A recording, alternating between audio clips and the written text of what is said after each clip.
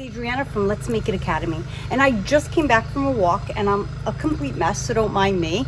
But as I was walking, I was thinking to myself that I need to make my niece's advent calendar. I've already collected the 25 gifts that are going onto the calendar, or sort of into, or somehow in the calendar.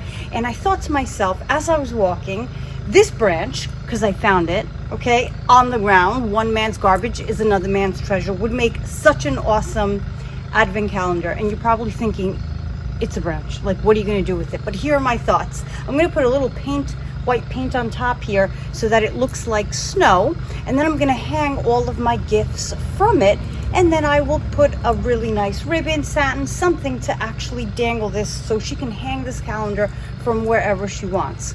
So without telling you any more, let me show you what I'm going to do. So I'm going to add some white acrylic paint on here.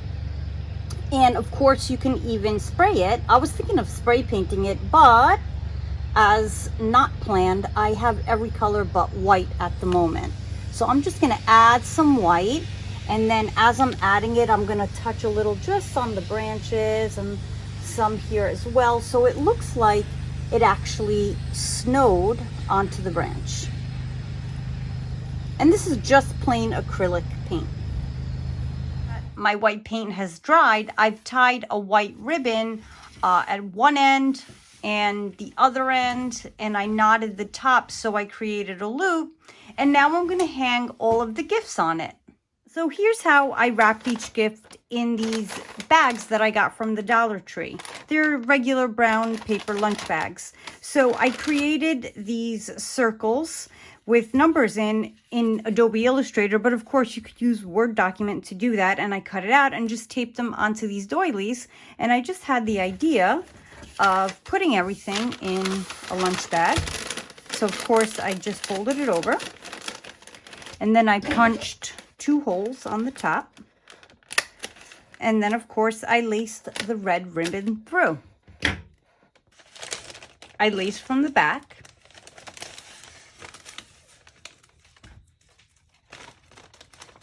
And this ribbon is really the closure for the bag. You could even use satin ribbon, but I figured it's going right in the garbage, so let me just use curling ribbon.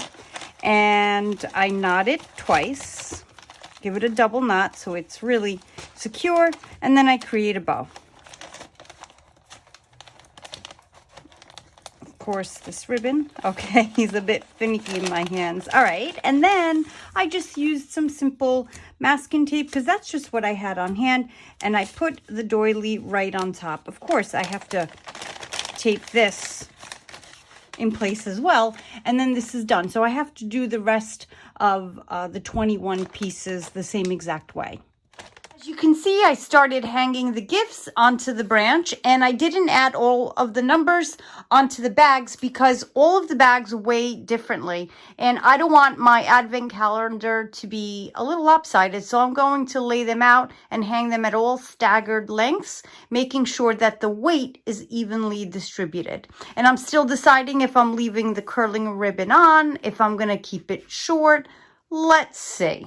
And I have completed this advent calendar, and it is not lopsided. It actually is quite level, and the bags are just scattered all around. And one thing I wanted to tell you is that mine is one-sided, but if you decide to suspend or hang this somewhere where it's not going to be against a wall, you may want to consider to add the number on this side as well.